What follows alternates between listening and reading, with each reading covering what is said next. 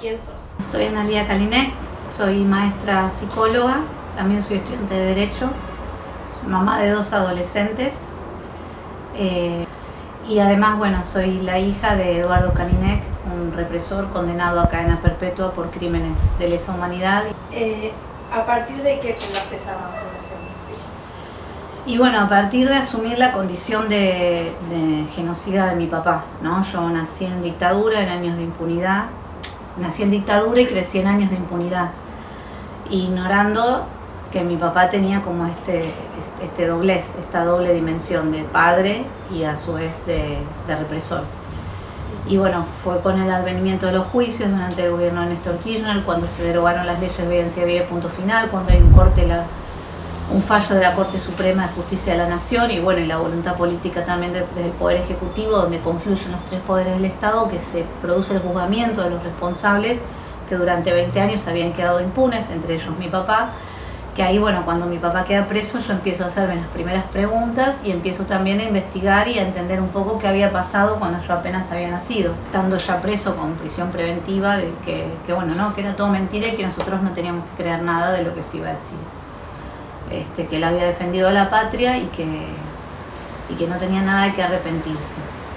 Y yo me quedé tranquila en un primer momento diciendo, bueno, en algún momento se va a aclarar y todos se van a dar cuenta que mi papá en realidad es bueno. Y bueno, pasaban los meses, pasaron los años y esto, lejos de suceder, sucedía lo contrario. Cada vez aparecían más pruebas y más elementos. Yo tengo una conversación con él estando en la cárcel y él en esa última charla que tengo, lo que intenta es justificar lo que hizo. O sea, a partir de que mi mamá muere, él y mis 2 hermanas menores inician un juicio para declararme indigna, que es una figura legal, y la carátula, digamos, del expediente es exclusión del acervo hereditario de Analía Kalinek, ¿no? ¿Tus hijos qué opinan acerca de su abuelo?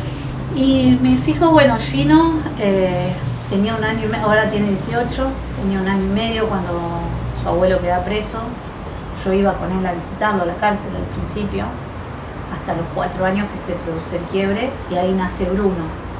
Bruno no lo conoce, lo que a mí me deja tranquila, digamos, ¿no? Es como que cualquier cosa que me puedan preguntar yo les puedo responder desde mi óptica siempre, pero entiendo que también hay ahí una figura de un abuelo que también les debe hacer preguntas a ellos. ¿Y él dijo algo de lo que le pasó a las personas que torturó, mató? No. Nunca dijo nada.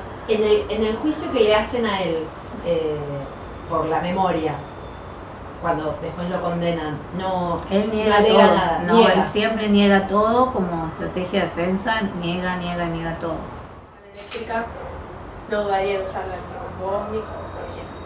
Me pareció medio fuerte y Sí, capaz. sí, encima lo tomaron como titular en 2 diarios. Claro, sí, seguís pensando eso. Eso lo dije en el marco de una audiencia que se dio en febrero del 2020, poquito antes de la pandemia, cuando a mi papá le habían otorgado salidas transitorias. En esa audiencia que nosotros nos presentamos como amigos del tribunal, vamos como agrupación, presentamos el documento y nos preguntan si nosotros queremos hablar en la audiencia. Y yo dije que sí, obvio. Y bueno, me dieron el micrófono y yo sabía que se trataba de mi papá y sabía que lo que yo podía decir también podía tener un impacto mediático importante.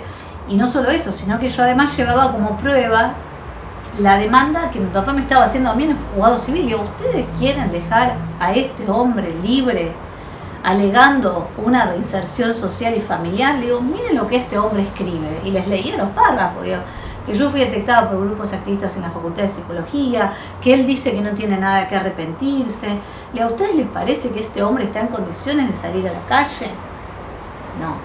Bueno, al final se las negaron. Y ahí es donde yo digo eso. Le digo, porque si ustedes leen esta demanda, ustedes se van a dar cuenta que si este hombre hoy tuviese una picana, no dudaría en suministrarme corriente eléctrica, porque el daño que me está queriendo generar, que lo pone en un escrito porque no lo puede hacer de otra manera, tiene que ver con eso, con generarme un daño, con lastimarme, con torturarme, con maltratarme, con perjudicarme. Entonces sigue reproduciendo esa lógica. Por eso en ese contexto lo dije, y con toda esta argumentación también, ¿no? Yo te pido que les cuentes a ellos o les digas a ellos o reflexiones con ellos, porque es importante mantener la memoria, digo, sobre todo en esta época, ¿no? Que vemos que se va olvidando Yo creo que tiene que ver con asumir un compromiso social también, ¿no? En la medida que uno sabe quién es, ustedes arrancaron con una pregunta tan básica y elemental como ¿quién sos? ¿No? Y esta frase que a veces traen las abuelas, yo soy Analía y puedo decirlo porque sé quién soy, digo, hay personas que tienen falseada su historia, su identidad, y la identidad también se construye a partir de nuestra historia también como familia, como parte de una sociedad, ¿no? Y conocer nuestra propia historia, tanto a nivel personal como también nuestra historia que se inserta en la historia de un país y de un mundo y de una humanidad también, si se quiere ir más lejos, hace que nosotros podamos entender quiénes somos y ese es el ejercicio de la memoria, ¿no? Todo el tiempo poder saber quiénes somos, de dónde venimos, qué queremos, qué no queremos, ¿sí? Qué es lo que se hizo mal para no repetirlo, ¿no?